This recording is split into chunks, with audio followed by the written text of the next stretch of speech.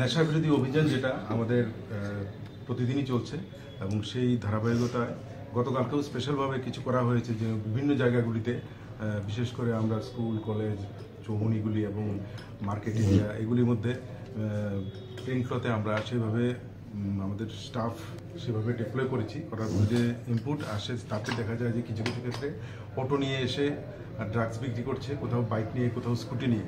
তো সেই অনুযায়ী পূর্ব থানার ওসি রানা চ্যাটার্জি একটি প্ল্যান তৈরি করে এবং সেই ক্ষেত্রে প্লেন ক্লথ এবং ইউনিফর্ম দুটো নিয়েই রেড করা হয়।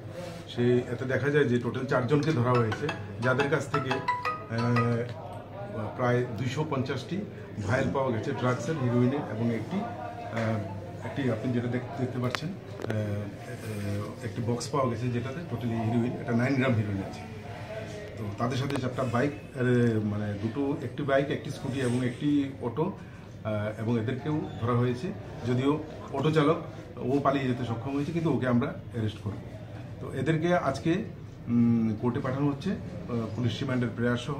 এদেরকে পুলিশ রিমান্ডে আনার পর এদেরকে জোর জিজ্ঞাসাবাদ হবে এবং এদের সাথে যারা ইনভলভ আছে তাদেরকেও আমরা অ্যারেস্ট করব।